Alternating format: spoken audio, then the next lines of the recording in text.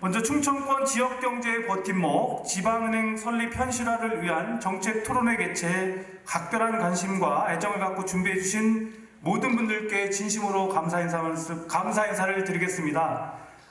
일일이 제가 한번 소개를 해드리겠는데요. 먼저 그 충청투데이 박신용 대표님을 비롯한 충청투데이 관계자 여러분께 다시 한번 감사드립니다.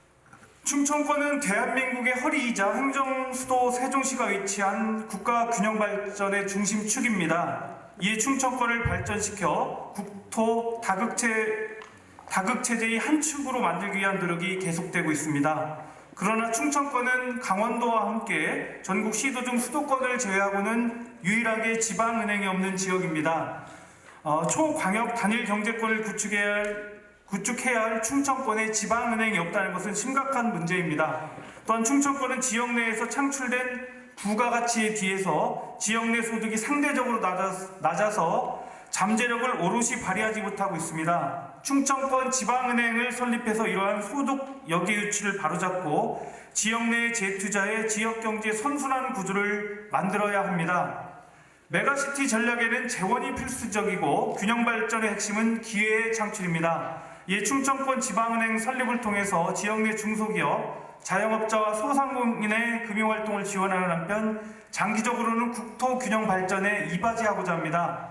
다행히도 많은 분들이 충청권 지방은행 설립 당위에 공감하고 있습니다. 220만 충남도민들은 의지를 하나로 모아 서명운동과 범도민 추진단을 발족을 했고 대전, 세종, 충남, 충북 등 충청권 4개 시도는 이미 공동의 실무협의체를 구성한 바 있습니다.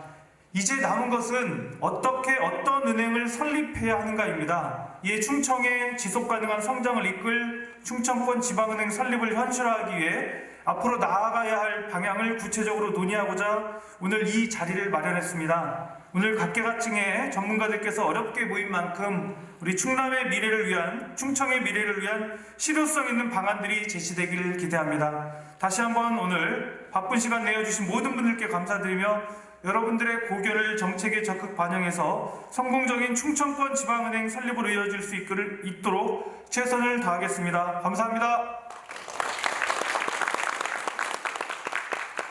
함께 힘을 모으시고 우리가 끌고 나가야지. 여기 금융위원회 누가 나왔다고 이분이 해주는 거 아닙니다. 우리가 주의되고 우리가 앞장서서 계속 이 문제를 끌어나가도록 저도 힘을 보태겠습니다. 지역 내에서 하는 자본의 유출이 여기에 나가고 그런 것을 막고 또 지역에 의해서 지역 자체에서 풍성하게 사업과 소상공인들이 움직일 수 있는 근거가 될 거라고 저는 생각합니다. 지역민을 위한 기관차, 금융의 기관차가 서지하는 이런 지역에서 독자의 금융 생태계를 만드는 이런 논의가 진행됐으면 하고요. 반갑습니다. 오늘 좌장을 맡은 성균관대학교 법학전문대학원의 고동원 교수입니다. 오늘 토론회는 충청권의 23년간 지방은행의 부재로 심각해진 소득 역의 유출의 문제와 지역금융서비스의 문제점 등을 검토를 하고 충청권 지방은행 설립을 본격적으로 현실화하는 방안을 논의하기 위해 마련되어 있습니다.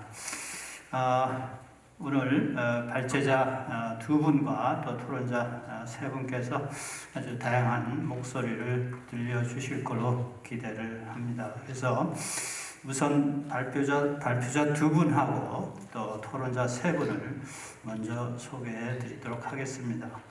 첫 번째 주제 발표자는 충남연구원 경제동향분석센터의 박만기 센터장님입니다. 큰 박수로 환영해 주시기 바랍니다. 두 번째 발제자는 경희대 테크노경영대학원의 오대원 교수님이십니다. 그리고 세 분의 토론자를 모셨습니다. 첫 번째 토론자는 충남 신용보증재단의 유성준 이사장님이십니다. 두 번째 토론자는 은행연합회 자문을 맡고 계시는 한국외국어대학교 법학전문대학원의 안수현 교수입니다. 그리고 마지막 세 번째 토론자로서는 금융당국에서 오셨는데요. 금융위원회 은행과의 김연준 과장님이십니다. 자, 우선 이제 첫 번째 발표자는 이제 상당히 많은 내용으로 준비를 하셨는데요. 충청권 지방은행 설립으로 인한 경제적 파급 효과가 어떤 건지, 즉 다시 말씀드려서 충청권 지방은행 설립의 필요성을 아마 여러 가지 경제적 자료, 정보를 통해서 제시할 거라고 생각이 되고요. 두 번째 이제 오대훈 교수님께서는 충청권 지방은행 설립 시 신용 창출 및 산업 연관 효과 분석에 대해서 발표를 해 주실 거로 기대가 됩니다. 제목은 충청권 지방은행 설립으로 인한 경제적 파급 효과입니다.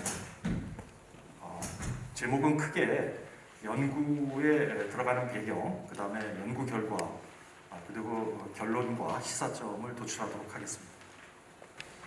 먼저 그동안 추진 사항을 보시면 이미 2021년 작년에 지방은행 설립을 위한 각 분야 전문가 자문의 의견 수립이 있었고, 여러 가지 여론조사, 그리고 자금 출자자 모집 1단계, 그 다음에 시도 경제과장회의, 그 다음에 지사님들의 협약 체결 등등이 있었습니다. 연구과제 선정은 작년에 저희들이 이제 연구단이 출전이 돼서 1차 연구과제가 부여됐고 2차 연구과제가 다음과 같은 주제로 부여가 됐습니다. 또 보시면 여기에 유출과 지방은행 연관성 분석이라든가 아니면 한국 IT 비용 분석의 추산이라든가 아니면 국내 지방은행 신사 사례 조사라든가 수익 사업 모델 등의 검토가 있었습니다. 다음은 이 본 보고서를 만들게 된 문제 제기입니다. 잘 아시다시피 지역 금융과 지역 경제에 대한 논의에서는 일반적으로 은행의 대형화, 경합을 통해서 비용 최소화 혹은 비용의 효율성을 통해서 이윤 극대화하는 경영 목표가 있었지만 이와 다르게 지방에서는 이와 다른 금융시장이 충분히 존재할 수 있다라는 부분을 해외 사례와 그다음에 논리적 근거를 통해서 설명할 수 있지 않겠느냐라는 의문 제기를 했습니다. 그리고 지역의 이자율이 중앙의 이자율보다도 더 높을 수 있고 지역의 금융 수익자들이 더 금융 제약에 직면하고 있고 일반적으로도 지역의 어음부들이 높다는 사실에 근거해서 어떻든가 지방은행의 필요성을 우리가 논리적으로 해결할 필요가 있겠다라는 부분이 있습니다. 이것은 물론 지방은행과 더불어 제일 먼저 폐쇄된 충청권 지방은행들로 인해서 여기에 유출이 심해되고 또 투자, 금융, 고용의 선순환 고리가 약화되어서 가능성이 높다는 가설을 갖고 시작이 됐습니다. 문제 제기 부분에서는 무엇보다도 수도권 집중화 현상이 매우 중요한 현상으로 볼 수가 있겠습니다. 인구의 50% 이상이 수도권에 집중되어 있고 1000대 기업 중에서 73.6%가 수도권에 집중되어 있으며 신용카드 사용액은 81%. 다음 부분은 내용으로 넘어가도록 하겠습니다. 먼저 이론적 배경에 관한 부분입니다. 이론적 배경은 크게 전통적 공급의 선도 이론과 정보의 비대칭성과 금융 심화 이론 등등이 있습니다. 대표적인 것은 세 가지만 말씀드리면 전통적인 공급 선도 이론은 금융 부분이 그러니까 보통 금융과 그 다음에 실물 부분이 서로 연관관계에 있어서 오히려 금융이 오히려 선도적인 역할을 충분히 할 수 있다는 케인즈적 그러한 논리가 상당히 기저에 자리 잡을 수 있다고 볼 수가 있습니다. 정보의 비대칭성 부분들을 보면 정보의 비대칭성 역시 지역에 있는 관계금융에 대한 정보 취득 능력들이 중앙이나 거대한 은행보다는 지방은행들이 훨씬 더 정보의 효율성을 더 가질 수 있다.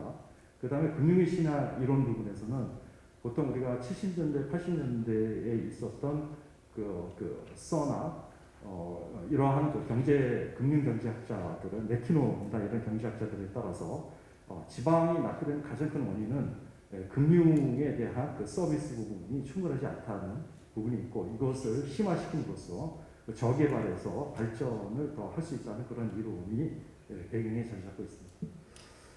충청권의 지방은행 설립 필요성들을 보면 지방은행 지역의 재주사의 평가의 결과를 보시면 대개 부산이나 대구 같은 경우에 부산은행이나 대구은행이 있을 경우에 그 지역에서 보면 전북도 마찬가지고요.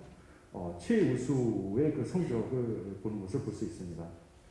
반면에 여기서 보면은 우리 충남이나 이런 부분은 세종이나 그 다음에 충북은 해당되지 않는 것을 볼 수가 있겠습니다.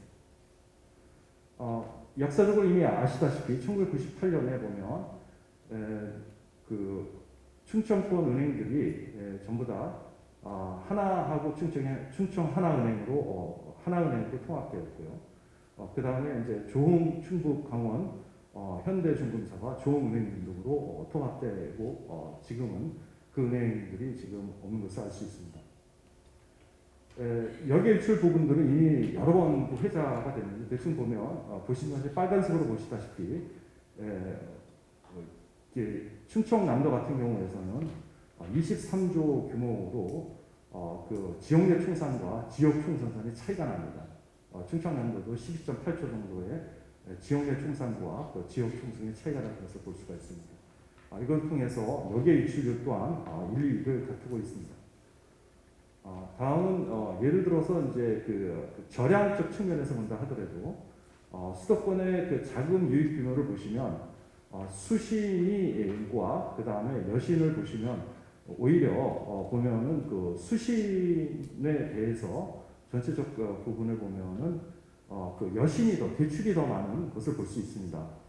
반면에 충남 같은 경우에서는 오히려 수신이 더 많고 이 경우를 본다면 수도권의 경우는 오히려 한 50% 이상을 되게 그 수신보다는 여신이 더 많은 경우 충남병은 거꾸로 9에서 11%에서 오히려 수신이 더 많은 것을 볼 수가 있습니다. 이것만 보더라도 우리가 평균만 갖는다 하더라도 저기서 보시면 약간 그 비은행과 그 예금만 보더라도 한 7조 정도 이상을 우리가 평균만 하더라도 7조 이상을 우리가 수신에 비해서 여시 대출을 더 늘릴 수 있다는 걸 볼 수 있겠습니다.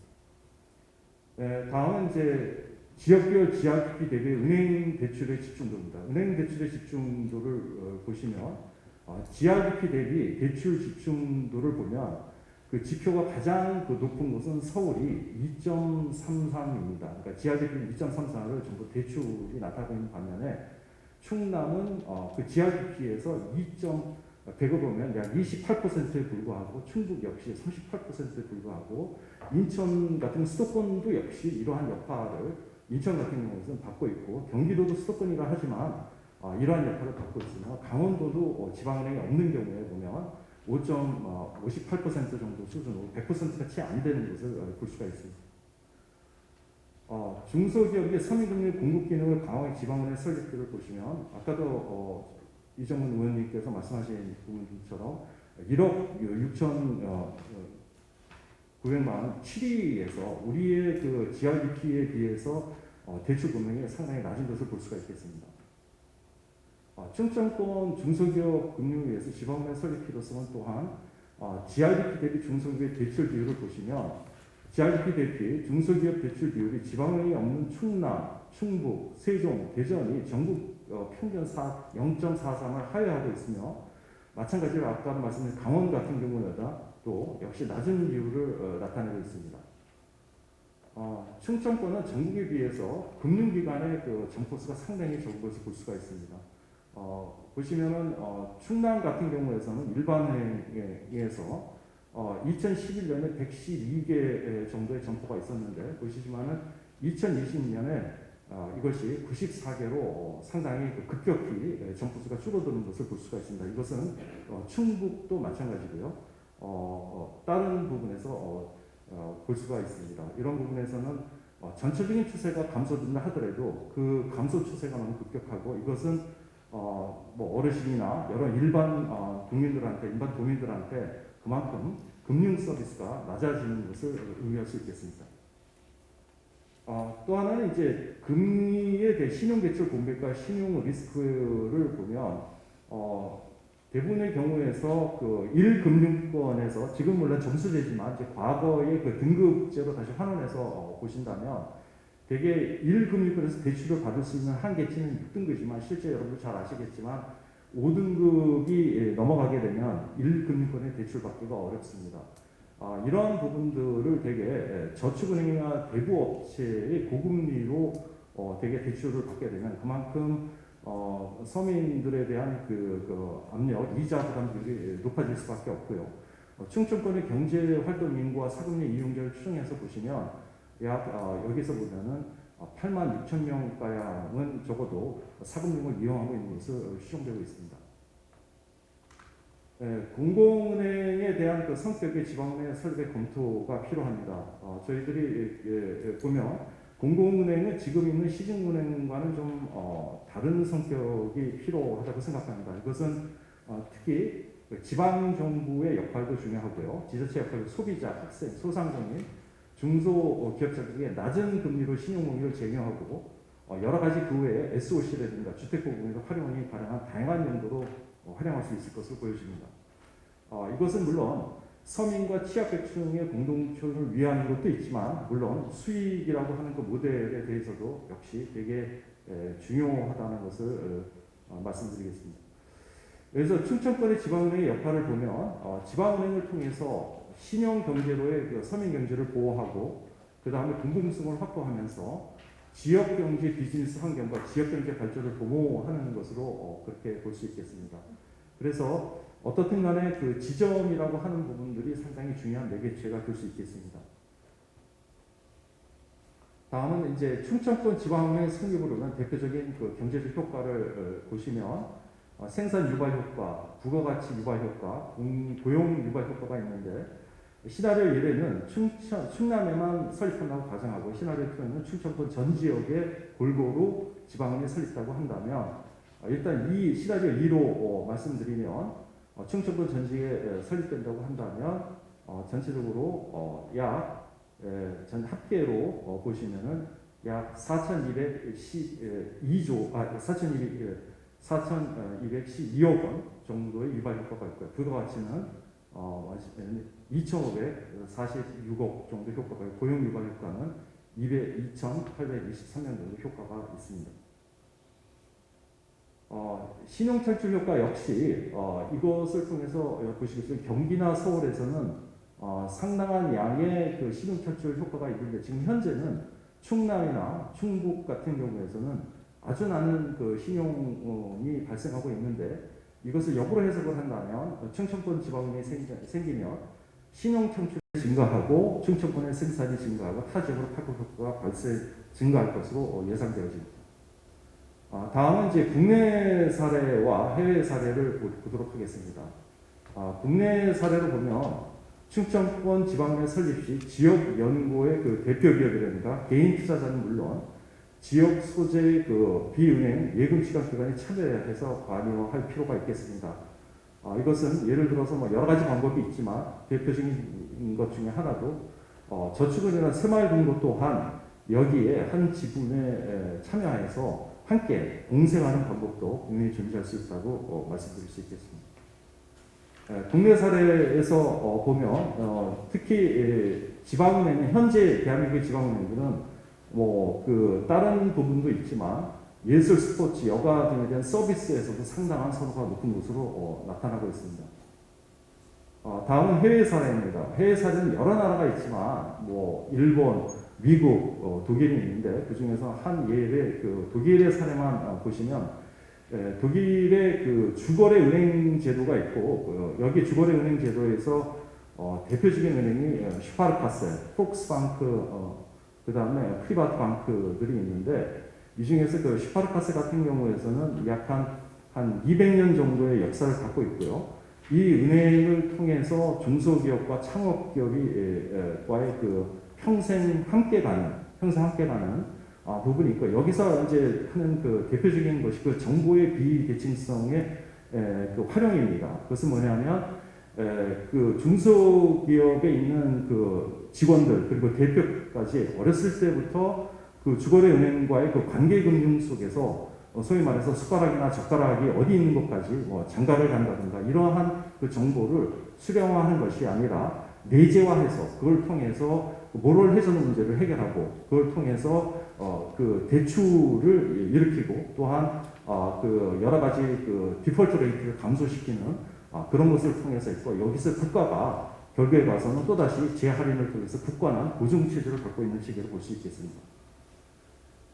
법적 요건에 대한 검토입니다. 첫 번째는 그 정량적 요건에서 보시면 시중은행에서는 그 동일 지분 한도가 10%고 인터넷 은행은 오히려 10에서 34%까지 가능합니다. 그러니까 여기서 보시면 오히려 그 인터넷 은행이 형태가 동일 지분 한도가 오히려 더 높일 수 있는 것을 볼 수 있고 지방은행 시중은행보다는 높지만 그래도 15%에 묶여 있는 것을 볼 수가 있겠습니다.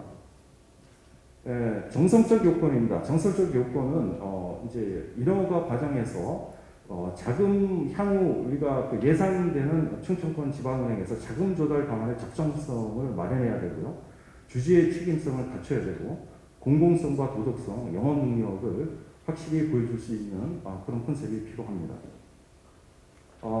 충청권 지방은행 설립 전략을 보면 자기자본 설립 방식에서는 지자체, 상공회에서 경제단체들이 중심이 돼서 기업인 시민들 대상으로 자본금을 조달함으로써 독자적인 지방은행을 설립하는 방안이 있고요.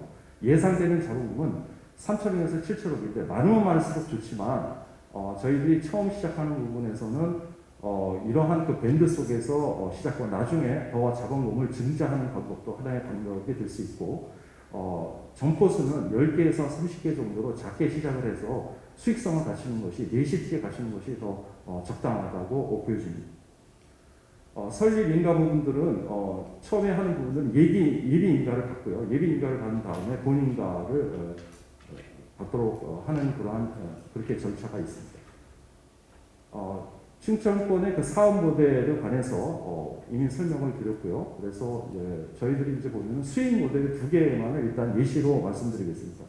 아까 말씀드린 약 한 8만 7천 명 정도의 충청권의 그 저신용자를 대시고 이것을 중신용자라고 다시 끌어들인다면 예를 들어서 뭐 10% 후반대가 아니라 10%가 한 자릿수 그 초반대 8% 9%의 그 중금리 상품을 개발하게 된다면 제도권 금융과 대부업사의 중간 스펙트럼을 이용해서 적극적인 서민들도 좋고 은행도 좋은 두 가지 모델이 더 있어 수익 역시 상당히 좋은 수익이 나는 것을 볼 수가 있겠습니다.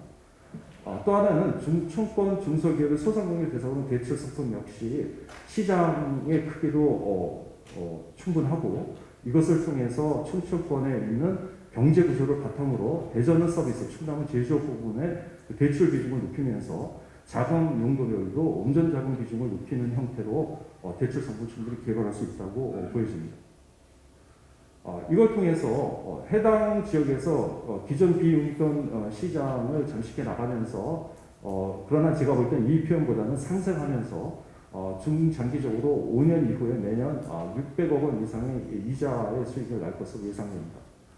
그럼에도 불구하고 애로사항은 있습니다. 기존 비금융권 시장을 잠식해 나가면 진입 장벽을 할 것으로 예상이 됩니다. 다음에는 그 충청권 지방은행 설립에서 합리적인 지점수는 아까도 말씀드린 부분에서 특히 하이브리드 부분이 두 가지가 있는데 지역재단과 통신사나 지자체를 이용하는 방법이 있습니다. 어떻든 이런 부분을 통해서 지점수도 확보하고 그 다음에 최근에 있는 그 IT 금융도 함께 가는 그런 시스템을 갖추게 될 것입니다. 이러한 부분에서 이제 중요한 건 IT 투자와 그 비용의 추산인데요. 보시는 것과 마찬가지로 정보와 전략 수립에서부터 요건 정의, 설계, 개발, 테스트, 이행까지 최소 21개월의 시간이 듭니다. 이 부분에 대해서 상당히 그 처음부터 디테일하게 이런 부분을 조정할 필요가 있어 보입니다. IT 추산 비용 부분들은 넘어가도록 하겠습니다. 지금까지 충청권 지방은행 설립 관련 연구 결과를 요약한 다음과 같습니다. 충청권 지방은행 설립으로 인해서 발생하는 경제적 위험성에 대해서 나름대로 논리를 마련했다고 보여지고요. 충청권 지역금융은 중앙의 금융시장과 차별적으로 발전할 수 있고 지역의 금융수요자들이 충청권 지방의 설립으로 생산, 투자, 고용 선순환 증대로 소득 및 자산 증가를 기대할 수 있으며 추가로 연구해야 될 부분에 있어서는 앞으로 핀테크 시대에 걸맞는 지방의 새로운 사업 모델의 그 찾음과 그 다음에 기존 사업 모델의 타당성과 사업 계획서 작성 등이 필요하고 추가적으로 충청권 지방은행이 장기적으로 봤을 때 법적 개정이 필요한 부분이 있다면 아까도 15% 룰이나 그다음에 IP 인터넷 은행에서 34% 룰을 조정해 줄 수 있는 그런 부분에 대해 개정안도 필요하다면 개정안을 마련할 필요가 있겠습니다. 또한 충청권 지역 내 본점과 지역 안배를 위해서 합리적인 방안을 모색할 필요가 있겠습니다. 이상 마치도록 하겠습니다. 감사합니다. 네, 황만기 센터장님 감사드립니다. 특히 시간을 잘 맞춰주셔서 사회자로서 더욱 감사를 드립니다. 우리 방 센터장님께서는 들으신 것처럼 충청권 지역 금융이 중앙의 금융시장과 차별적으로 발전될 수 있도록 하고 또 충청권 지방은행 설립으로 인한 생산, 투자, 고용, 선순환의 증대로 지역의 금융 수요자들이 소득과 자산 증대를 기대할 수 있다는 그런 긍정적인 연구의 결과를 보여주신 것 같습니다. 네, 감사드립니다. 그러면 두 번째 발표자 모시도록 하겠습니다. 우리 오 교수님께서 충청권 지방은행 설립서의 신용 창출 및 산업 연관 효과 분석에 대해서 20분 내로 발표 부탁드리겠습니다. 반갑습니다. 오대원입니다. 충청권 지방은행을 설립할 때 신용 창출과 산업 연관의 어떤 효과들이 있는지에 대한 분석을 지금 발표하겠습니다. 글씨가 잘 안 보입니다만 신용 창출이라고 하는 것은 전통적으로 중앙은행이 한국은행이 하는 것으로 파악하는 것이 일반적입니다. 근데 실제로 과연 통화승수 효과라고 하는 중앙은행이 본원통화를 발행하고 이것이 몇 바퀴 돌면서 금융에 얼마나 많은 신용을 창출하는가 이렇게 파악하는 전통적인 그 통화창출에 대한 신용창출에 대한 이론이 실제로 그렇게 적용이 됩니다. 현대 금융이 급속하게 발전하면서 복잡하게 된 이 시대에 실제로는 은행의 대출이 신용을 창출하는 효과를 바로 직접적으로 하더라. 그래서 경제의 유용성을 공급하는 것은 중앙은행의 본원통화 공급이 아니라 지역의 은행들이 그 지역의 기업들과 소상공인들에게 대출을 하는 것으로 신용이 창출되더라 하는 내용을 보여주고 있습니다. 이것은 역설적으로 이제 충청권 내에 지역은행이 없으면 그럼 이런 신용 창출 기능이 굉장히 부진하지 않을까? 그럼 지역 내에 생산성을 이렇게 확대하고 재생산하고 하는 이런 과정이 굉장히 불편하고 삐걱대지 않을까 하는 것에 초점을 맞추고 있습니다. 자, 은행이 단순한 금융중개기관이라고 볼 것인가? 그렇지 않다. 은행은 신용을 창출하는 적극적인 그 대출의 공급자 역할을 지역에서 한다는 것입니다. 그래서 은행이 대출을 결정하는 순간에 은행의 대출 자산이 증가하면 여러분들 그 복식부기의 원리를 아시죠? 대출은 자산의 증가이고 예금은 부채의 증가입니다. 이것이 동시에 발생하게 되죠. 그래서 대출을 하면서 예금이 증가, 그러니까 대출 자산이 증가하면 기업이 그 대출한 거 자기 통장에 꽂으니까 예금이 증가하는 거, 복식부기가 발생하는데 우리가 이것을 가지고 신용창출 효과를 파악할 수 있다는 겁니다. 은행이 신규 대출을 하기 위해서 예금을 먼저 받아서 대출하는 것이 아니라 대출을 해주면 이것이 예금으로 발생해서 그 지역 내에 경제활동에 종잣돈이 될 수 있다. 즉 지급 준비율이 보장이 되어 있지 않더라도 일반적으로 은행이 다 대출을 먼저 해주고 나서 지급 준비율은 나중에 맞춘다는 것입니다.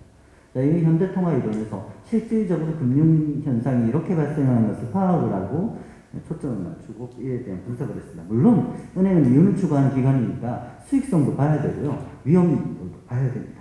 그래서 리스크를 감안해서 대출을 하게 되고 자기자본 규제, BIS라고 하는 국제 은행이 감독을 하는 그런 국제기구의 기준에 따라서 자기자본 비율을 맞춰야 되는 제약이 있습니다. 자, 그러면 지방은행을 설립할 때 생산 유발 효과와 부가가치 창출 효과, 고용 유발 효과 등이 얼마나 적극적으로 잘 발생할 수 있을 것인가, 어느 정도는 되어야 되는 것인가, 그럼 충청 지역은 실제로 지금 어떤 수준인가 하는 것을 우리가 파악하여서 은행이 필요하다, 필요하지 않다라는 결론을 도출할 수 있겠죠. 신용 창출 효과를 보도록 하겠습니다. 자, 그래서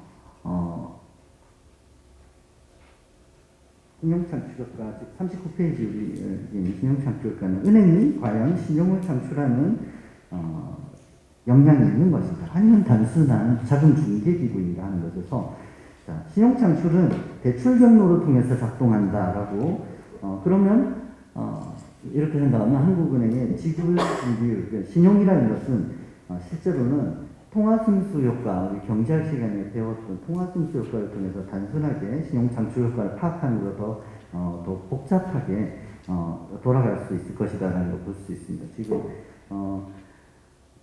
조금 넘어가서 통화순수의 추이 41페이지 그림을 봐주시면요, 예, 이 통화순수의 추이를 보시다시피 통화순수가 저 위에 선인데요, 저 선이 점점 그 그림입니다.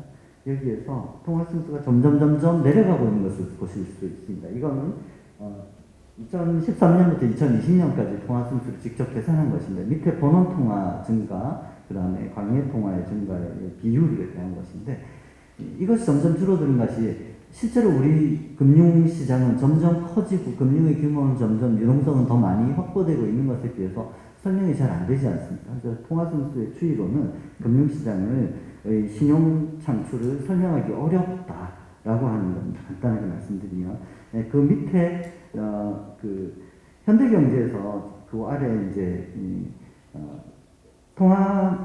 현대통화 이론이라고 하는 것에 초점을 맞춰서 보면, 자, 은행이 방금 말씀드렸던 것처럼 먼저 기업에 대출을 제공을 하는 그런 역할을 중앙은행으로부터 수권을 받아서 그 일을 시행하고, 그러면 그 대출이 그 지역 내의 경제를 활성화시킨다, 먼저 사용이 되고, 그렇게 되는, 그러니까 대출로부터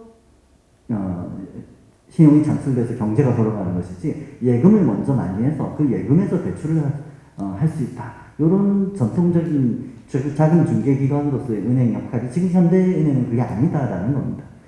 자, 그래서 밑에 저거는 가지고 계신 그 책자에 보시면은, 예를 들어 어떤 기업이 대출을 했을 때 그 대출은 그 기업의 예금의 증가로 됩니다. 그러면 대출의 증가와 예금의 증가가 복식부기의 원리에서 기록이 되고, 이 예금으로 나중에 대출을 그냥 갚아버리게 되면 이건 그대로 신용이 사라지게 되겠죠. 그런데 이 기업이 이걸 가지고 그 다른 기업에서 물건을 사들입니다. 10억 원어치 물건을 사들이면 이거는 생산이 유발되고 고용이 발생하는 경제활동이 되죠. 그럼 그렇게 됐을 때 다른 기업의 예금이 10억이 증가하게 되고, 이것이 지준에 나중에 차후적으로 반영이 된다는 겁니다. 그 다음에 이 기업이 10억의 예금을 가지고 월급도 주고 뭐 경제 활동을 하고, 그럼 지역 내 경제의 대출로 인한 그런 효과들이 경제 효과, 경제 생산 활동과 경제 고용 활동으로 나타나게 되지 않습니까? 이게 돌고 난 다음에 나중에 이 은행이 다시 예금으로 갚든지 아니면 대출을 하든지 해서 이 신용이 소멸되어 가는 과정인데, 그럼 신용이 처음에 대출로부터 시작해서 이 기업과 저 기업을 돌아서 생산 활동과 고용 활동을 촉발시키고 다시 사라져가는 효과가 과정이 이렇게 은행의 장부에 기록이 되게 됩니다. 기록되는 이것은 바로 은행의 대출이 그 지역의 경제 성장을 촉발시키는 내생 성장의 공급자, 신용 공급자로서 역할을 했다는 것입니다.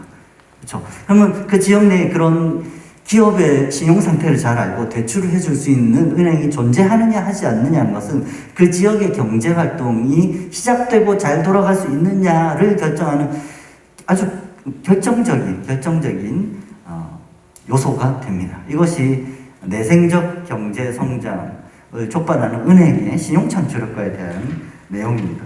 그 다음에 보시면 지역별 은행의 신용 창출 현황을 보시면, 실제 그러면 시중은행의 대출 경로를 통한 42페이지 아래쪽 표 1인데요. 지역별 은행의 대출금 규모를 보시면 전국이 1894조 정도가 2020년에 대출이 되었어요. 그런데 충남은 41조, 충북은 한 29조 정도의 대출, 신용 창출이 되었습니다. 이것이 그럼 경제 규모에 걸맞는 수준의 신용 창출이 된 거냐? 그렇지 않다는 겁니다.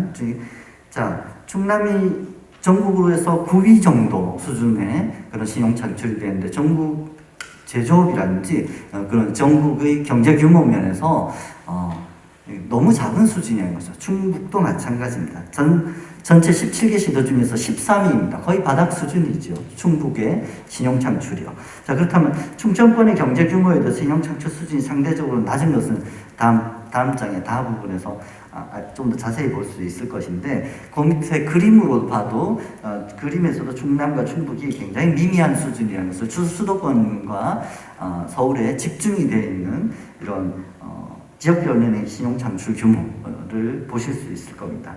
자, 충남의 산업연관 효과 분석이 2013년도에 지역별 산업연관 효과로 한국은행에서 분석이 된 것인데, 여기에 보시면 전국 4위의 경제 비중이에요. 그런데 제조업 비중으로 보면 전국에서 최고 수준입니다. 54%가 되니까요. 그래서 신용 창출의 규모가 26조 원에 불과했던 그 당시 2013년 2006조에 불과했던 것에 보면 전국 대비의 비중이 전국의 대출 중에 2.3%밖에 안 됐던 거예요. 그러면 경제 비중은 6.7%인데 왜 대출 비중은 전국에서 6.7%를 차지하는 경제 비중에 비해서 대출은 신용 창출이 2.3%밖에 안 되는가, 3분의 1 수준밖에 안 되는가? 이는 경제 성장의 활력이 현격히 장애를 받고 있다는 것을 볼 수 있습니다. 지역 산업연관을 분석한 것이 2014년이기 때문에 그때부터 지금까지 이렇게 비교해봐도 경제 규모가 아까 양 의원님께서 얘기하신 것, 지금 현재 충남의 경제 규모는 전국에서 실제 GRDP 수준으로 국내 2위 수준입니다라고 했는데, 그런 거에 비해서 대출 수준이 전국 9위 수준이다.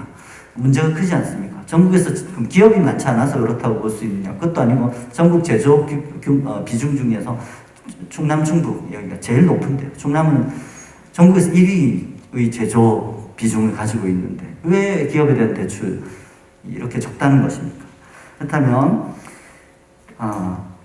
충북 지역은 더 심각합니다. 충북보다 신용 창출 규모가 더 낮은 것은 2020년 경우에 세종, 제주, 강원, 전남 요거밖에 없습니다. 그래서 굉장히 열악한 이런 충청권의 신용 창출 규모에서 그게 또 2015년 이후에 점점 낮아지는 것을 44페이지의 충청권 신용 창출 비중 추이라는 그림에서 우리가 알 수가 있습니다. 2015년부터 이게 낮아지고 있죠. 이거는 전국 비중에서 낮아지고 있기 때문에 규모가 커지는 것에 비해서도 전국 비중에서 낮아지는 건 심각한 상황이라는 것을 보여주고 있습니다. 이런 어떤 뜻이냐? 충남 지역의 경우 은행들의 대출이 상대적으로 부진하기 때문에 지역 경제에 유동성을 공급하는 동력, 기관차의 엔진 부분이 약하다는 겁니다. 그래서 그 기능이 또 지속적으로 약화되고 있다는 것을 보여줍니다. 충남 지역 중소기업과 소상공인에 대한 대출이 다른 지역에 비해서 추세적으로 이렇게 2015년부터 쭉 약화되고 있는 것, 이것은 금융 기능이 약화되고 있다. 즉 말해서 전체 지역 경제의 성장, 내생적인 성장을 촉진하는 동력이 점점 퇴보하고 있다는 것을 말하고 있습니다.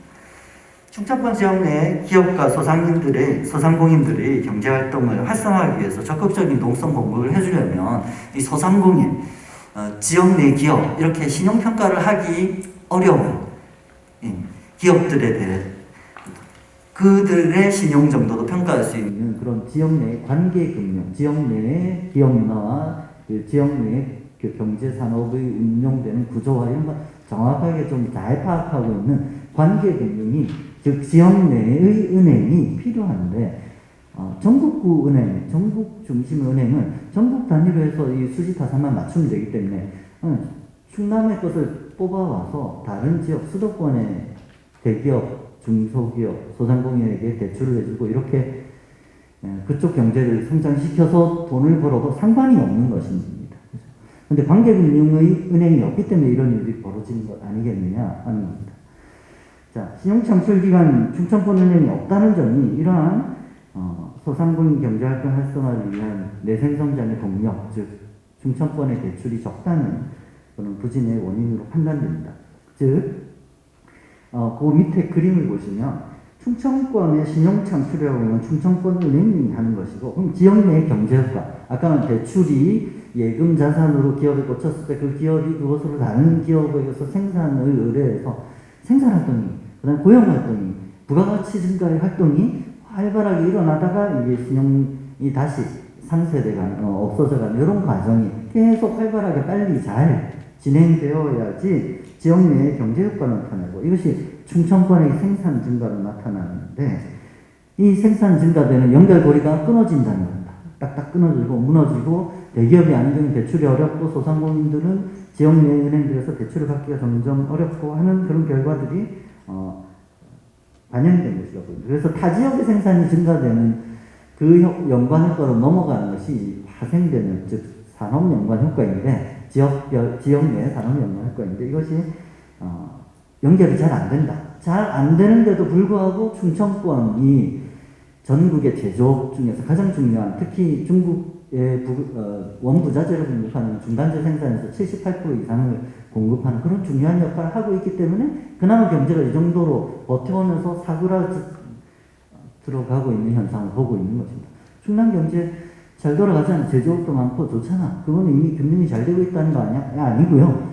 그게 잘 안 되는데도 불구하고 이 정도라는 겁니다. 만약에 영내에 은행이 존재해서 이런 경제활동에 활발한 관계금융이 활성화되어서 더 여러 바퀴 돌릴 수 있는 그런 대출과 소비활동이 이어진다면 훨씬 경제 성장이 크게 내생적으로 그 지역 내에서 고용도 증가하고 생산이 활발하게 되고 부가가치가 증가하는 효과들이 나타날 것이라는 겁니다.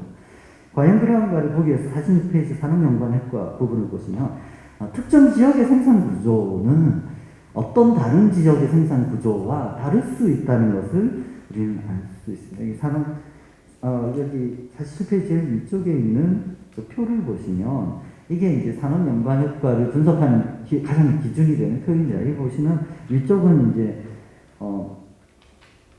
뭐 중간재 투입물, 그 다음에 뭐 그 중간재 생산, 뭐 이거 최종재 수요 이런 것들을 보게 되는 표인데, 뭐 간단하게 말하면 이 표가 서울 다르고 충청 다르고 부산 다르다는 겁니다. 전국 단위로 해서 분석하는 건 한 5년에 한 번 이렇게 나오죠. 한국은행에서. 요 7년인가 한 번 이렇게 지역 내 생산 연관 효과도 발표가 됩니다. 근데 여기에 보시면 충남 지역에서의, 충북 지역에서의 생산 유발 효과, 고용 유발 효과, 부가가치 유발 효과는 전국으로 통틀어서 뭉개서 보는 평균 생산 유발 효과나 그런 효과가 다르다는 겁니다. 이 지역에 독특한 구조가 있고 이걸 잘 이해하는 금융이 있고 해야 여기가 잘 돌아갈 수 있다는 겁니다. 이걸 보는 방법이 지역 내 생산 성장 구조에 영향을 주는 기술에 대한 것인데, 이 기술이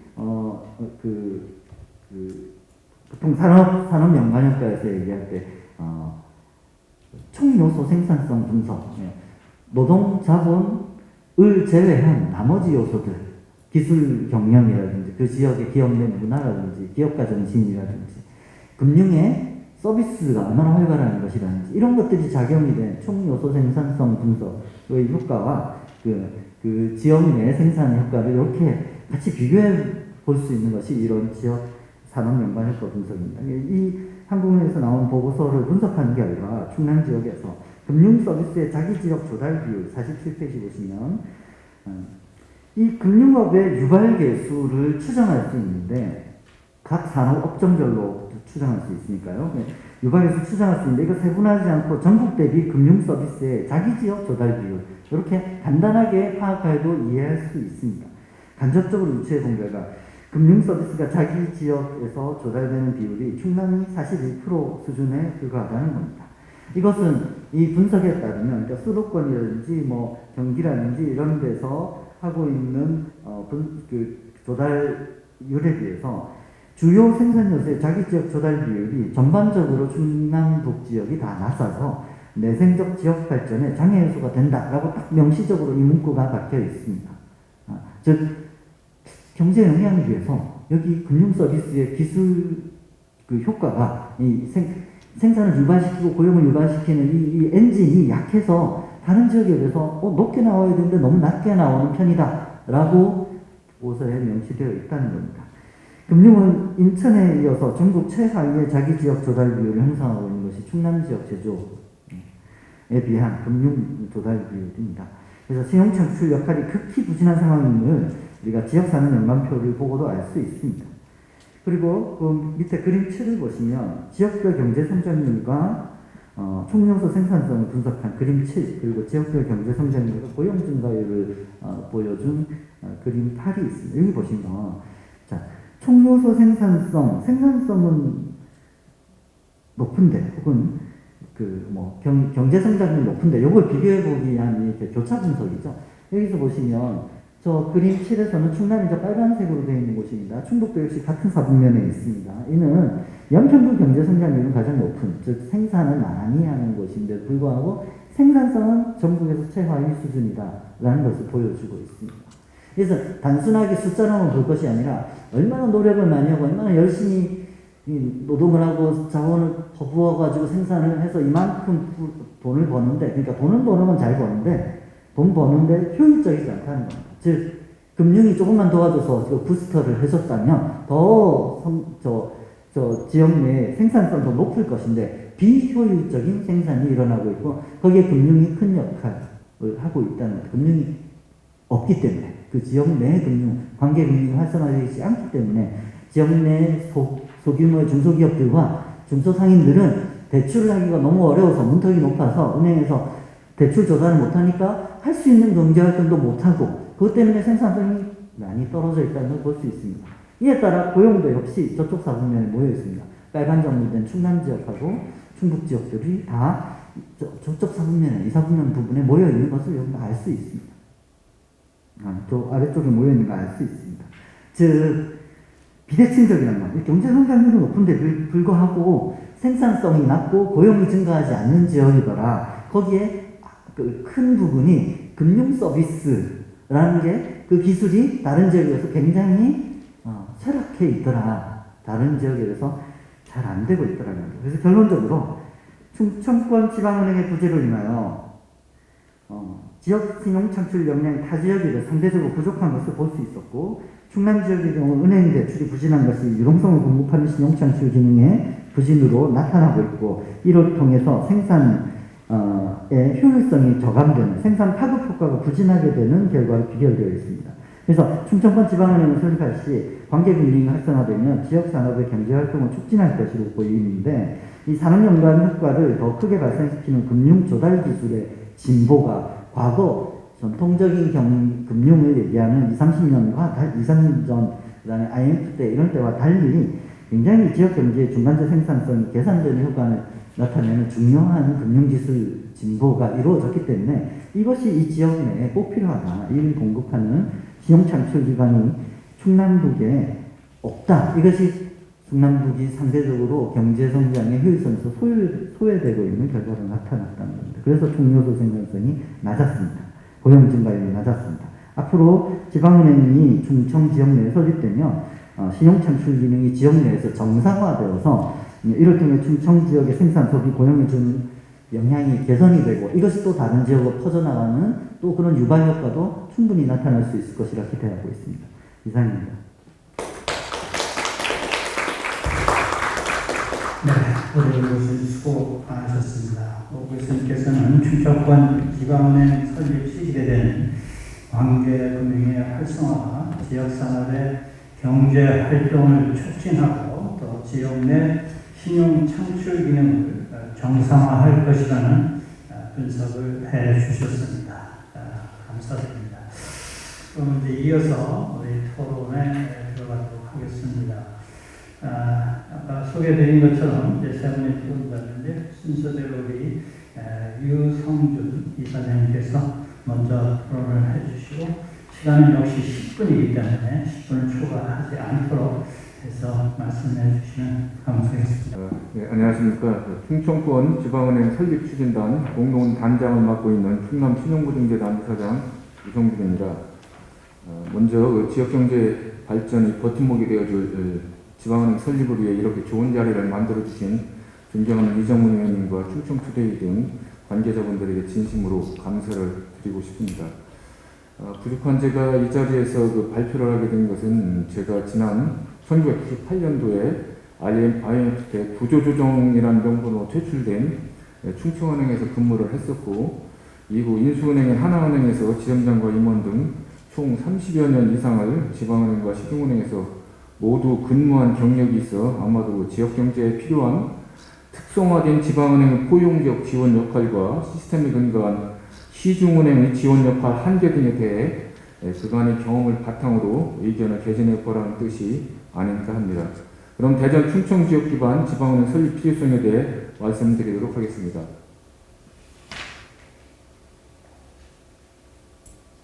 설립 배경 및 필요성입니다.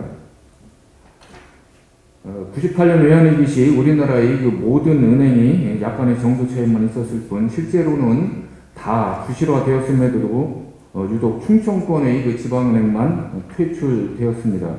이는 솔직히 당시에 정치적 역량이 부족한 것에서 기인된 것이 아니었을까 하는 합리적 의심도 가져봅니다.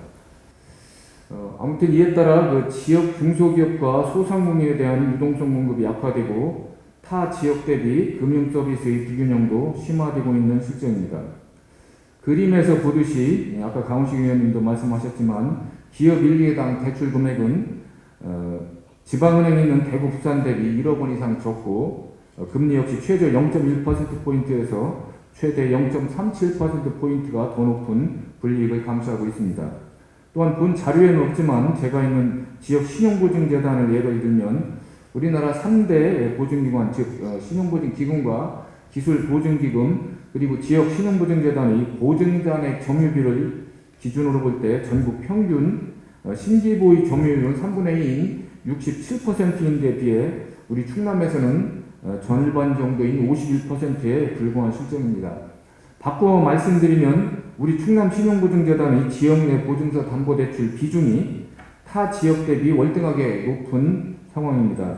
이는 우리 지역 소상공인이 필요한 자금을 조달할 때 일반 시중은행에서는 담보를 요구함에 따라 담보가 부족한 소상공인의 경우 저희 지역 신용보증재단에서 보증서를 발급받게 됨에 따른 결과라고 할 수 있습니다.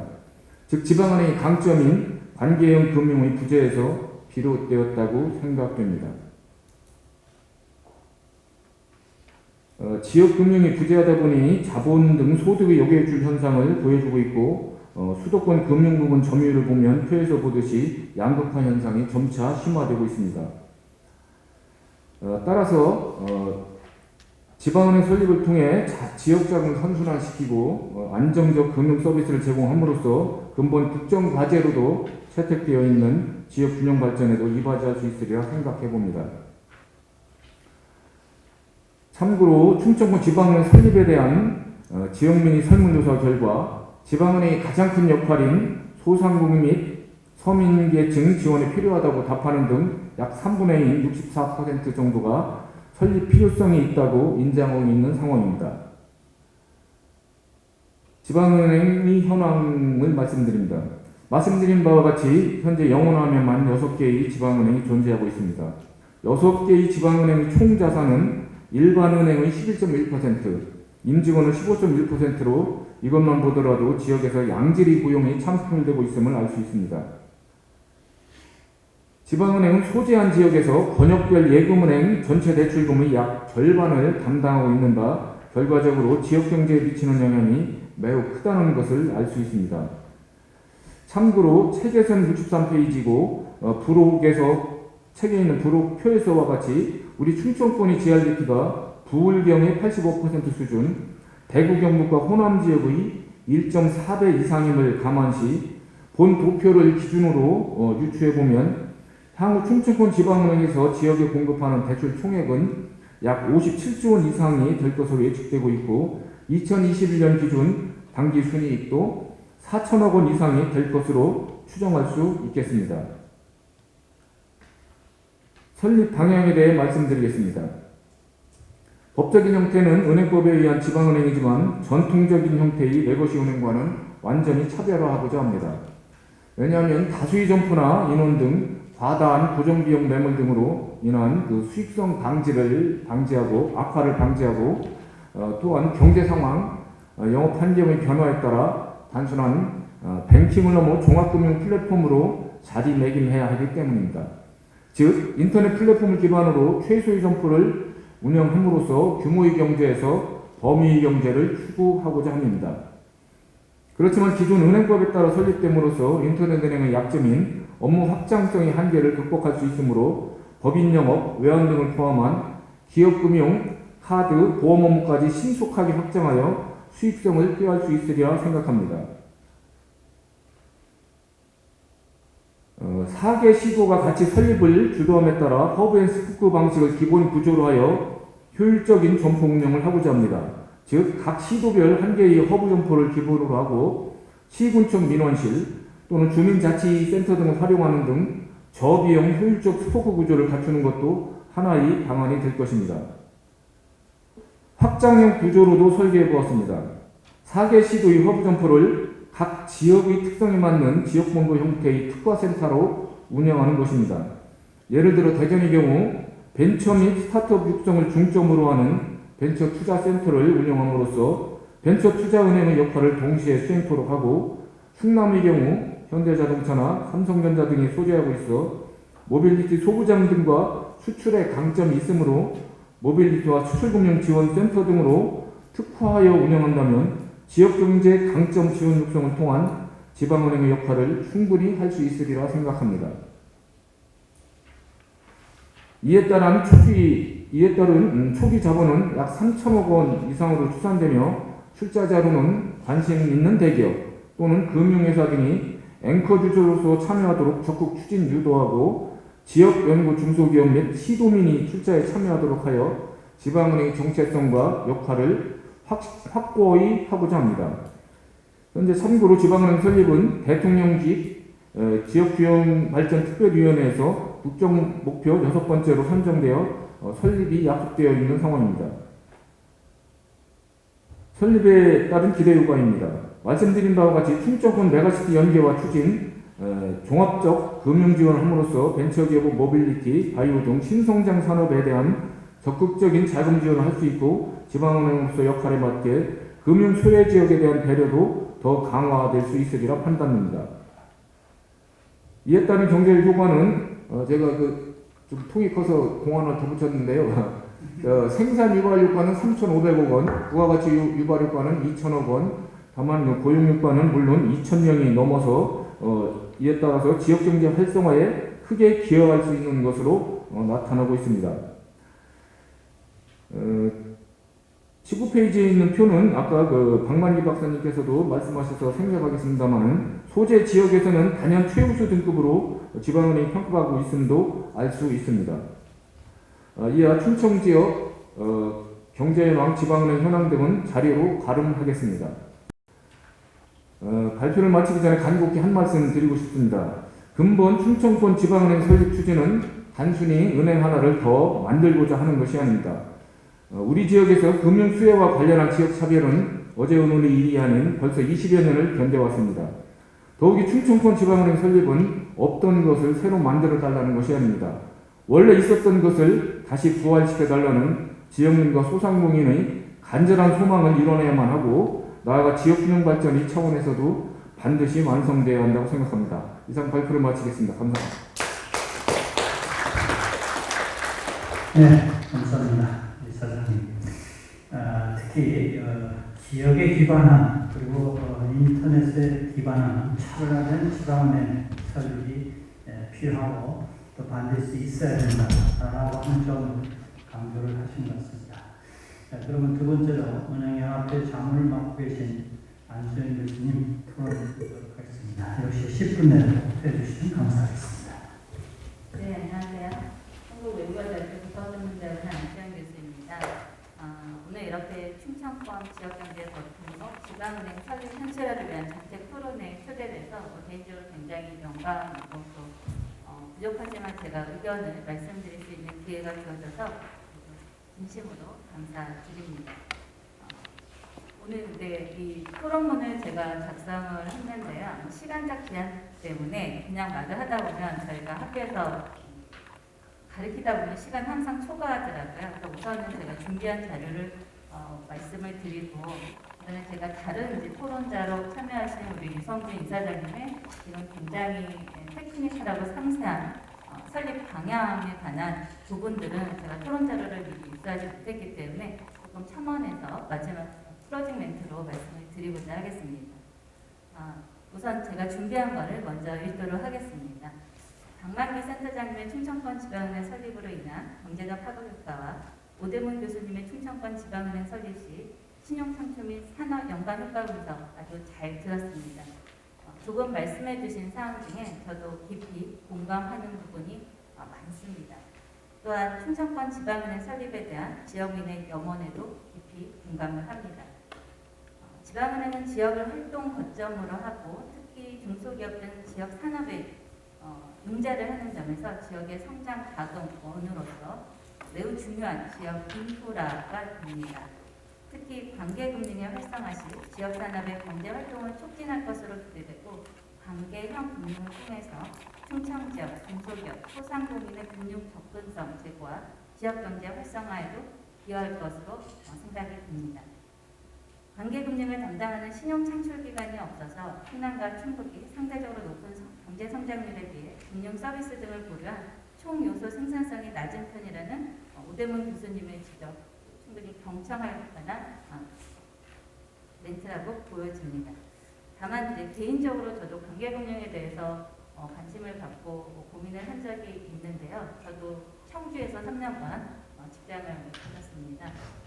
관계금융은 근데 지방은행만의 역할에 기대될 것이 아니라 모든 금융회사가 사실은 아주 깊이 생각을 해야 될 부분이 아닌가, 같이 함께 해야 할 것이 아닌가 생각을 합니다. 저는 지방은행이 지속 가능하기 위해서는 관계금융 중에서도 특히 지역 밀착형 금융에 포커스를 맞춰야 된다고 생각을 합니다.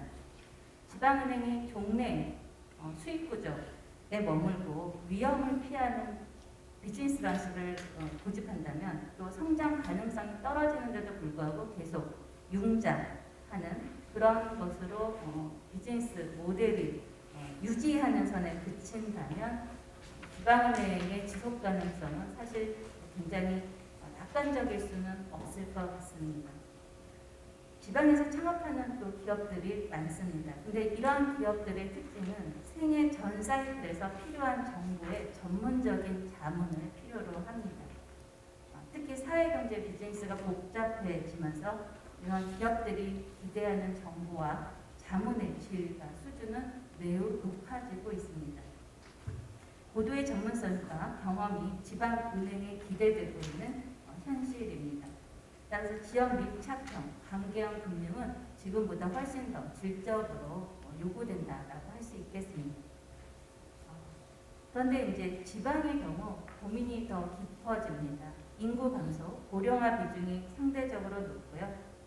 제가 보니까 2022년도 3월부터 충남은 초고령화 사회로 진입을 했습니다. 2018년 고령 비율이 17.5%였는데요. 2022년도 20.1%로 고령화 속도가 다른 도시에 비해서 굉장히 빠르게 가속화되고 있습니다. 그 다음에 출산과 관련해서도 전국에서 출산이 0.81인데요. 2018년도 기준입니다.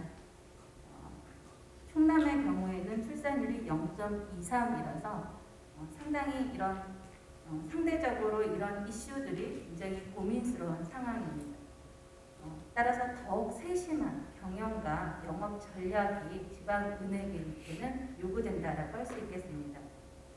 지역에서 이렇게 인구 감소는 지역 산업을 침체시키고 고객 수를 감소시켜서 수익력 저하, 고정비 증가로 이어져서 경쟁력을 약화시키고 이는 다시 고객 수를 감소시켜서 인프라로서의 기능을 훼손하게 됩니다.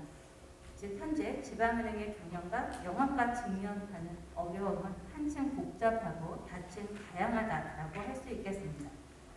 또 잘 아시다시피 최근에 지방은행들은 글로벌 금융 위기 이후에 성장성, 수익성, 건전성 등 경영 성과가 악화되고 있습니다. 디지털화 심화, 핀테크, 빅테크 등의 금융권 진출로 비단 지방은행뿐만 아니라 현재 전통적인 금융 모두 다 은행권에서는 매우 경쟁이 심화된다라는 점입니다. 따라서 비대면 결화가 중심이 되는 이런 상황에서 향후 금융 환경을 고려해보면 낙관적일 수만은 없을 것 같습니다. 제가 은행연합회를 통해서 받은 은행권 입장도 이와 다르지 않은 것 같습니다. 오늘 정책 토론회가 지방은행 설립 현실화를 위한 방안이기 때문에 이러한 점에서 충청은행 설립 준비 과정에서는 영업 환경에 대한 보다 치밀한 준비가 되었으면 합니다. 현재도 물론 많은 노력을 하고 계십니다. 그렇지만 지방은행의 경쟁력 강화를 위해서 정부와 국회에 많은 관심과 제도적 지원이 필요할 것으로 보입니다. 제가 아까 유성준 이사장님의 토론 자료를 보면서 한층 제가 생각한 것보다 더 많이 상세한 방향들을 준비하고 계시구나 느꼈습니다. 그런데 두 가지를 말씀해 주셨습니다. 인터넷 기반 복합 형태 지방은행 설립 방안과 또 동점과 지점의 효율적 배치를 위한 허브 앤 스포크 전략을 두 가지 아마 예시하신 걸로 보여지는데요.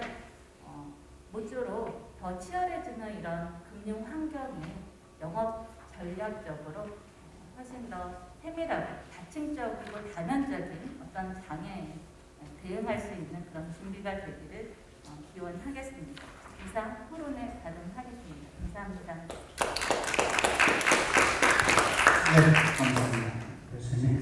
그럼 마지막으로 금융위원회 김연중 과장님께서 말씀해 주시겠습니다. 마찬가지로 10분 내에 부탁드리겠습니다. 네, 안녕하십니까. 금융위원회 은행과를 맡고 있는 김연중입니다. 오늘 이렇게 충청권 지방은행 설립을 위해서 되게 구체적인 계획에 대해서 논의하는 자리에 초대해 주셔서 굉장히 감사하고요. 충청권 지방은행 설립을 희망하시는 지역민들의 열망 그리고 여기에 관계하고 계시는 이제 국회의원 여러분 그리고 뭐 여야를 막론하고 이런 관심을 보여주시고 있다 이런 부분을 확인할 수 있어서 의미가 있는 자리가 아니었나 이렇게 생각을 합니다. 저희가 이제 그동안 충남도를 비롯해서 충청권 지방은행 설립 작업을 하고 계신 분들과 실무적으로는 수차례 서면 또는 유선 또는 대면으로 접촉을 하고 기본적으로 어떻게 준비를 하고 계시다라는 이야기는 전해두고 있었습니다만 오늘 회의를 통해서 구체적으로 어떠한 고민을 하고 계시고 그다음에 그와 관련된 경제적인 금융적, 산업적 유발효과 등에 대해서 이제 분석도 되게 치밀하게 진행을 하셨다 이런 부분들을 확인할 수 있었습니다. 그리고 이제 논의 과정에서 참 이게 과거 회귀적인 어떤 그런 이야기가 아니고 미래지향적으로 앞으로 어떻게 해나가야 된다라는 부분에 대한 논의가 이루어져야 된다라는 고민을 하고 계신 것 같아서 그 부분도 굉장히 긍정적이라고 생각합니다. 과거에 충청권 지방은행이 있었기 때문에 두 개나 있었기 때문에 지금 은행을 만들어야 된다. 이제 이런 논리는 사실 작동하지 않는 것이기 때문에요. 앞으로 필요하고 성장 가능성이 있고 그렇기 때문에 이제 검토할 필요가 있다. 이러한 논의가 되기를 희망을 합니다.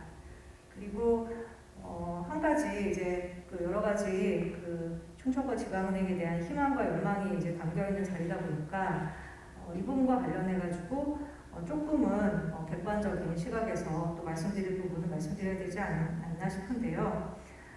일단 은행을 설립하고 그리고 인가 절차를 밟고 인가를 받고 그리고 안전하게 지속적으로 영업을 해 나가는 것 이게 참 쉽지가 않은 그런 과정입니다. 그래서 이러한 복잡하고 오랜 기간이 걸리고 그다음에 자금과 수많은 노력, 많은 사람들의 이제 관심과 검토가 필요한 이런 작업을 해나가기 위해서는 무엇보다도 이제 장밋빛 미래라든지 이제 어떤 전망 이런 것도 일부 필요할 수 있지만은 냉정한 현실 인식 그리고 좀 과도하다 싶을 정도로 충분하게 준비를 할 필요가 있지 않나 이렇게 생각을 합니다.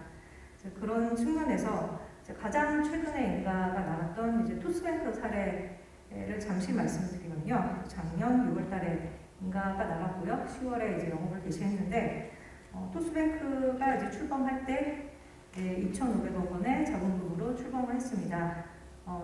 저희가 은행법상 다들 잘 아시다시피 일반 은행은 1,000억 원, 인터넷 전문 은행과 지방은행은 250억 원의 최소 자본금이 필요하죠. 이거는 요건이지만 실제 출발을 하기 위해서는 이제 IT 설비도 갖춰야 되고 사람도 채용해야 되고 그렇기 때문에 2,500억 원, 그러니까 플러스 알파의 자금이 필요하다라는 것이 사실 현실이고요.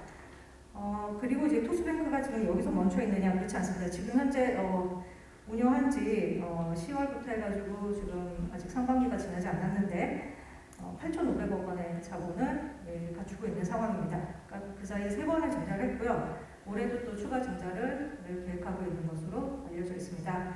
그래서 거의 이제 영업한 지 1년이 안 되는 그런 정도의 기간에 1조 원 이상의 증자를 해나갈 필요가 있다고 인식을 하고 있고 그쪽에서도 굉장히 적극적으로 증자를 추진 중인 상황입니다. 그렇다면 이제 충청권 지방은행이 어떠한 사업 모델을 가지고 어떠한 지배구조를 갖추고 무엇을 목표로 해서 운영을 할지에 따라서 이제 필요한 자금이라든지 하는 부분들이 차이가 있겠지만 결국은 어느 정도 충분한 자본력을 갖춘 그런 부분들이 기본적으로 갖춰지지 않으면은 안정적으로 은행이 설립이 되고 인가를 받고 그리고 운영을 해나가기는 쉽지 않다. 이런 부분을 한번 생각을 해보실 필요가 있지 않나 이렇게 생각이 되고요. 그 다음에 이제 또 중요한 부분이 지배구조에 대한 부분입니다. 지배구조와 관련해서는 여러분도 잘 아시다시피 은행법상에는 비금융 주력자의 지분 보유에 대한 제한이 있고요. 4% 이상 의결권 보유가 어려운 구조입니다. 그렇기 때문에 비금융 주력자가 이제 지분 자본 출자를 적극적으로 고려하는 경우에는 상당히 이제 많은 그 지분 분산과 보유가 필요하다 이렇게 볼 수 있고요. 그리고 이제 뭐 잘 아시다시피 지금 최근에 국회에서도 입법적으로 어떤 노력을 하고 계신 걸로 알고 있습니다. 홍문표 의원님께서 은행법 개정안을 제기를 하셔서 정부나 예부와 마찬가지로 지자체도 이러한 지분 보유의 제한을 받지 않는 그런 예외 기구로 이제 명시하는 법 개정안을 추진하고 계신 걸로 알고 있는데 이제 사실 여러분 잘 아시다시피 정부나 예부 같은 경우에는 이 은행 구조조정이라든지 이런 어떤 그 특수 상황 그런 상황에서 이제 레스트 리조트 역할을 하기 위해서 거기 예외로 명시가 되어 있는 것으로 볼 수 있고요. 그렇다면은 이제 지자체를 거기 동률로 거기 명시를 하는 것이 맞나 하는 부분은 조금 심도 있는 검토가 필요하지 않나 생각이 됩니다. 그래서 이제 이 자료에서도 명시를 하고 계시듯이 공공은행 모델에 대해서도 약간 언급을 구체적인 내용은 없고요. 약간 언급을 하고 계신데 어떠한 지배구조를 갖춘 은행을 지금 선정을 하고 계신지에 대한 고민도 해나가실 필요가 있지 않나 이렇게 생각이 듭니다. 그리고 이제 마지막으로 중요한 부분이 이제 사업계획과 관련된 부분입니다. 아까 이제 안소영 교수님께서도 말씀을 해주셨듯이 지금 은행들이 직면한 영업 환경이라는 것이 녹록하지 않습니다. 단순히 지방은행만이 이제 어떤 그 가혹한 환경에 노출되어 있느냐 그렇지 않습니다. 은행 같은 경우에도 지금 디지털 전환이라는 거대한 파고 속에 이제 그 내부적으로 조직을 변화시켜야 되는 그런 도전을 갖고 있고요. 그리고 이제 경쟁이 단순히 은행 간 경쟁이라기보다는 비은행 금융기관과 그러니까 증권회사도 포함해서요. 그리고 빅테크, 핀테크 이런 기술 기업들과 IT 기업들과 또 이제 굉장히 경쟁이 치열하게 전개가 되고 있는 상황입니다. 이런 상황에서 그러면 지방은행은 어떻게 포지셔닝을 해야 될 것인지 왜냐하면 은행 힘들게 만들어가지고 1, 2년 하고 문 닫을 거 아니지 않습니까? 그런 부분에 있어서 진짜 많은 고민이 필요하지 않나라고 생각이 되고요. 또 두 번째는 이제 다들 잘 아시듯이 이제 고령화 인구 감소 측면이 있을 것 같습니다. 그래서 일례로 이제 일본 같은 경우, 일본은 지금 지방은행이 굉장히 많죠. 99개 정도 있는데 우리나라와는 좀 상황이 다릅니다. 그렇긴 합니다만 일본의 경우 이러한 이 수많은 지방은행들을 통폐합하고 이제 구조조정하는 부분과 관련된 그런 내부적인 고민이 지속되고 있는 것으로 알고 있습니다. 일부 지방은행은 이제 예금 대출 사업에서 제대로 수익을 못 내서 자금을 요청한다거나 하는 일도 있는 것 같습니다.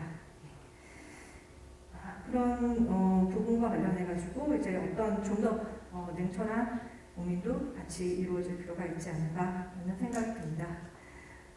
그래서 최근에 그 충청권 지방은행 논의와 관련해서 다양한 어떤 설립 모델 그리고 비전들이 제시가 되고 있는 것으로 알고 있습니다. 기업금융 중심의 은행을 만드는 방안, 그리고 약간 정책금융기관의 유사한 기능을 수행하게 하는 그런 방안도 포함이 되어 있는 것으로 알고 있고요. 그리고 약간 민간은행과 좀 더 유사한 그런 비즈니스 모델에 가까운 것으로 보이는 그런 안도 나와 있는 것 같습니다. 그리고 충청권 안에서도 어느 지역을 보다 중심에 둘 것인지 하는 논의도 진행이 되고 있는 것 같습니다. 그런 모든 논의들이 좀 정리 있게 이제 차분하게 이제 그 다양한 이해관계자들의 의견을 교환을 해서 생산적으로 긍정적인 어떤 결론에 도달하기를 희망을 하고 있습니다. 이제 그 저희 이 금융위원회 같은 경우에는 인가와 관련된 이제 제반 법령과 규제와 그리고 실제 인가 업무를 담당을 하고 있는데요. 구체적으로 어떠한 사업 계획이라든지 이런 게 마련이 되고요.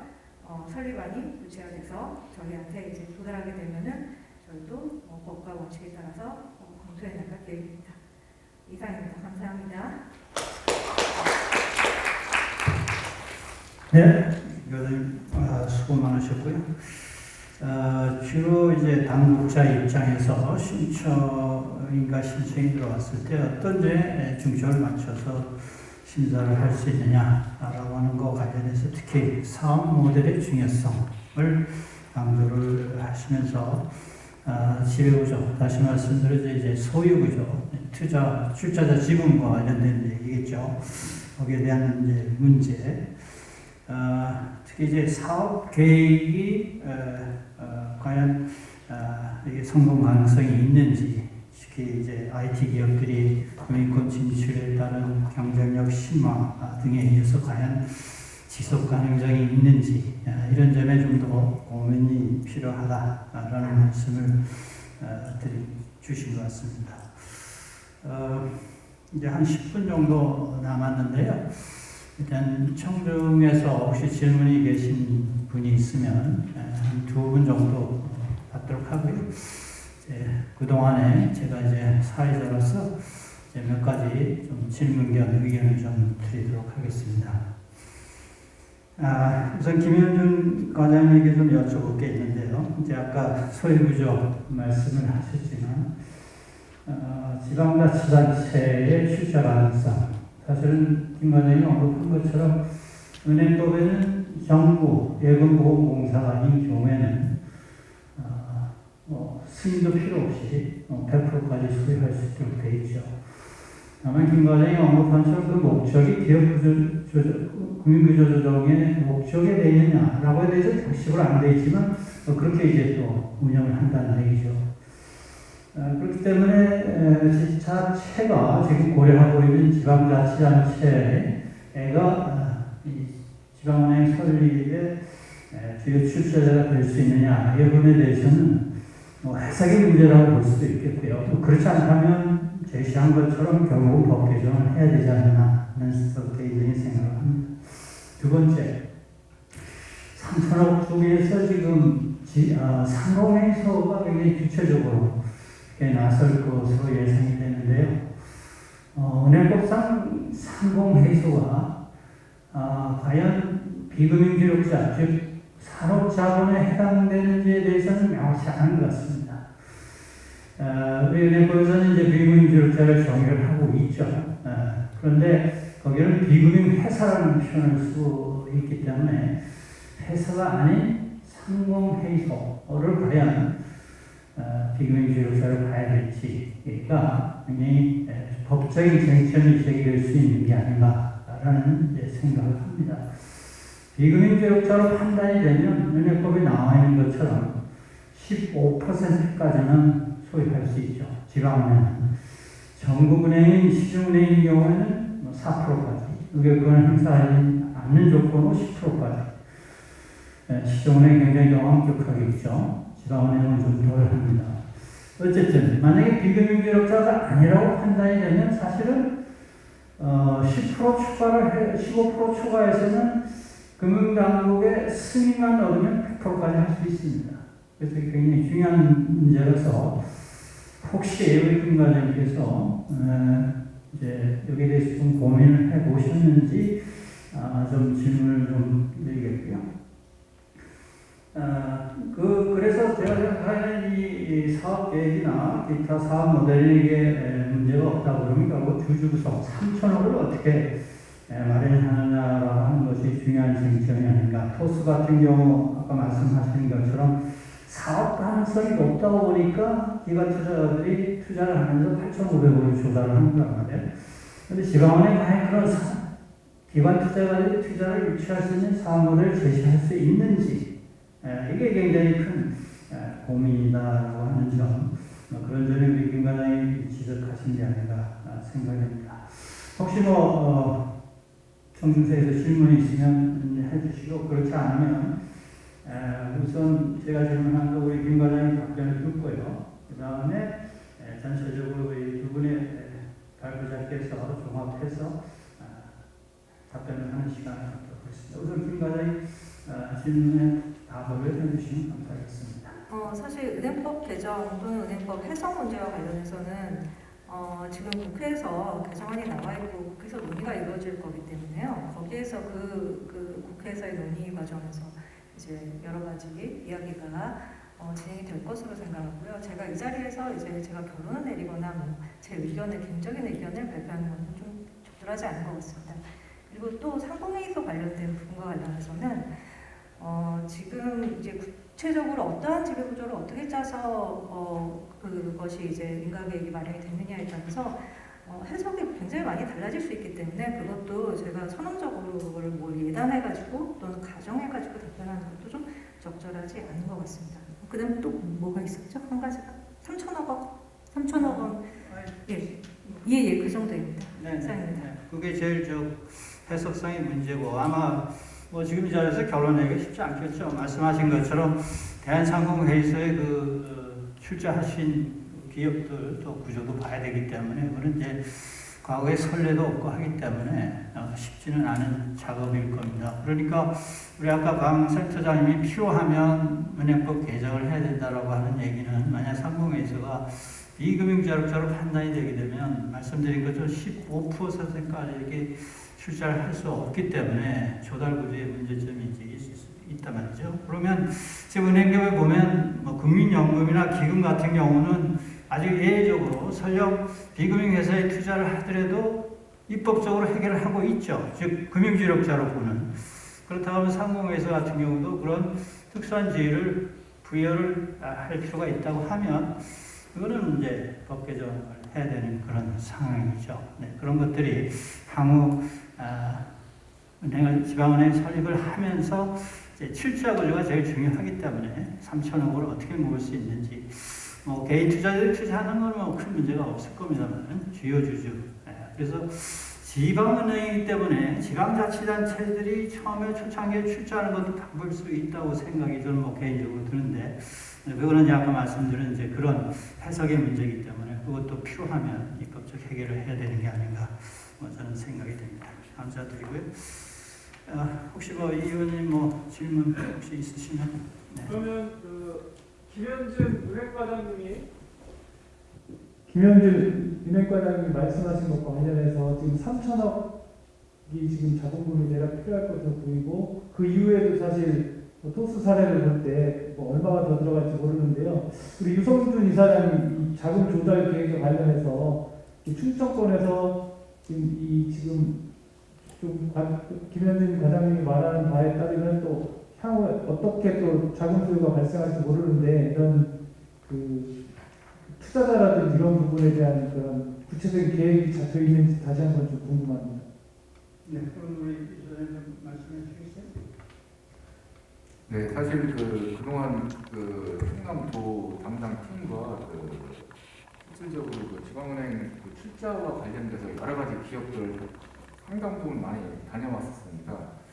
근데 사실 지금까지 보면은 저희도 지금 말씀하신 대로 3천억 원 이상, 그 이상 갈 거라고 저희 충분히 보고 있고요.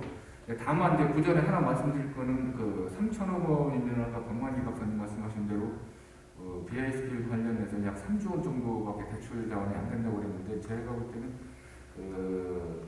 자본금은 3천억이라도 이제 후순위채라든가 은행채를 발행하면은 뭐 자본화가 되기 때문에 대출 자원은 뭐 3천억이라 하더라도 그 이상 충분히 대출 자원은 될 거라고 일단 말씀드리고 싶고요.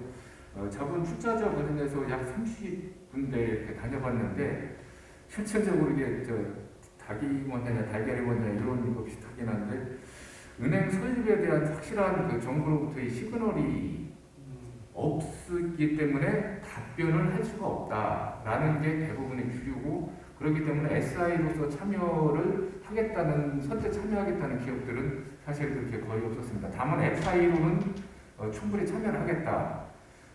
뭐 설사 지금 제가 확답은 드릴 수 없겠습니다만 FI로는 뭐 1,000억 이상 저희가 충분히 확보를 할 수 있다고 생각하고요. 다만 이제 그 지금까지 과장님 계시고 그렇지만은 과거에 그 10개 지방은행이 설립될 때도 정부로부터의 시그널이 있어서 은행이 설립이 됐고 인터넷은행도 최근에 다 정부로부터 어느 정도 그 시그널이 있었기 때문에 설립이 됐기 때문에 은행 설립이라는 것 자체가 정부로부터의 뭔가 이런 움직임 이런 거를 하면은 SI로도 충분히 그 참여를 할 수 있는 기업도 저희가 구할 수 있다고 생각이 되고요. 또 이제 그 사실 뭐 금융면에서는 사실 그 SI라든가 이런 쪽으로 투자자 구성을 어떻게 하겠다는 걸 가지고 와야만 될 거 아니냐라고 또 말씀하실 수도 있는 부분이라 이 부분에 대해서는 뭐 당국과 충분히 서로 그 해야 될 것 같고요. 이 제가 만든 자료에 보면은 그 충청권의 그 소재한 기업들 뭐 5천억 원 이상이 81개 되고 이 업체들을 중심으로 다녀본다면은 뭐 또 연구 대기업이라든가 다녀보면은 또 상공회의소 과거에 지금 우리 좌장께서 말씀하셨듯이 10개 지방은행을 설립을 할 때 68년도 후반부터 70년까지 설립할 때 그 주체가 됐던 데 각 지역의 상공회의소였거든요.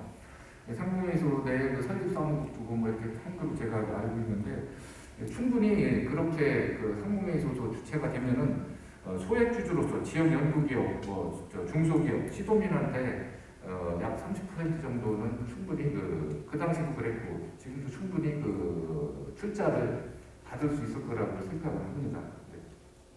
네, 잘 알겠습니다. 네, 결국은 이제 금융당국의 이제 인가사항이기 때문에 금융당국이 어떤 입장을 취하느냐에 따라 자본 구조의 현실성이 있다 이런 말씀을 이제 하신 것 같은데 사실은 뭐 인가를 할 때 일단 당국 입장에서는 어느 정도 출자자가 확보되는지를 또 볼 수가 있기 때문에 그런 것도 좀 고민을 해야 되지 않을까 싶은 생각이 듭니다. 자, 그러면 이제 우리 발표자 한 2분 정도 드리겠고 마찬가지로 한 2분 정도 드리겠습니다. 네. 저는 좀 짧게 오늘 그 여러 코멘트가 있었고요. 그 부분에 대해서 굉장히 타당하고 중요하다고 생각이 듭니다.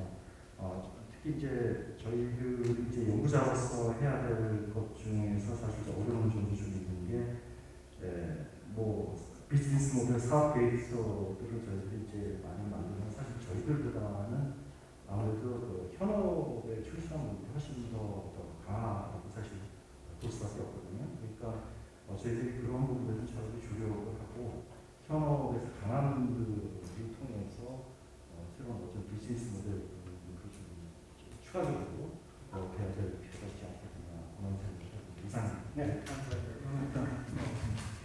저는 연구자로서 생산성과 효율성 부분을 전공으로 연구를 하는 사람입니다. 그런데 안타까웠던 것은 금융이 원래 기업의 생산성과 효율성, 지역 경제 발전을 노력하는 어떤 그런 인프라로서 역할을 충분히 할 수 있도록 하는 것이 본연의 목적인데 우리가 아시아 양이 때 불초과 그다음에 BIS 자기적으로 비율을 낮춰가지고 은행권이 구조조정을 세게 하면서 겪었던 그런 그 그 기업들이 아직 남아 있어서 충청권의 금융기관이 필요한 것을 모두가 인지하고 있으면 저희 연구 같은 데서 보면 명확하게 보임에도 불구하고 너무 조심스럽게 진행 못하는 게 지역 경제 발목을 잡게 하는 효과가 나타나는 거 아닌가. 이게 너무 아쉬웠습니다. 그래서 또 전향적으로 정책은 정책으로 풀고 법이라는 것은 여기 또 국회에서 풀 수 있는 것이니까 사람들이 더 생산성을 충분히 볼 수 있는 그런 방식으로 제도를 좀 변화시키는 그런 노력을 같이 좀 하는 그런 시발점이 우리가 되었으면 좋겠다 생각합니다. 네, 감사합니다. 마쳐야 될 것 같은데 오늘 많은 얘기가 이루어진 것 같습니다. 우선 설립 필요성에 대해서는 공감이 되는 것 같고요. 다만 과연 지속 가능성이 있느냐에 대해서는 더 고민을 해볼 필요가 있다. 즉 사업 모델이 굉장히 중요하다. 특히 IT 기업들이 금융권 진출을 하면서 과연 지방은행이 살아남을 수 있느냐. 인터넷 전문은 말 그대로 인터넷을 영업을 하는 은행이기 때문에 나름대로 성공 가능성이 있다고 하고 또 실제로 그렇게 하고 있기 때문에 출자자들이 투자를 하고 있지만 지방은행은 좀 다르다는 얘기죠.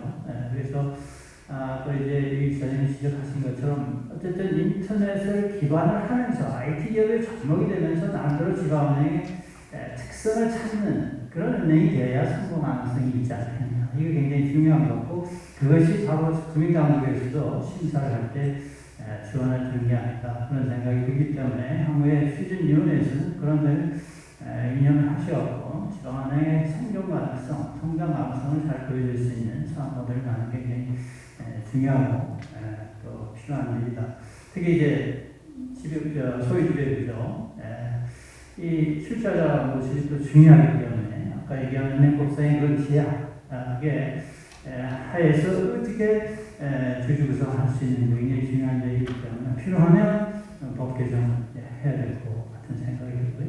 그런 방향으로 하면 충청권의 지방은행 설립이 되지 않을까 생각이 들고 사실은 지역금융 활성화, 지역경제 활성화를 면에서도 지방은행 설립이 필요하다 이렇게 얘기할 수가 있을 것 같습니다.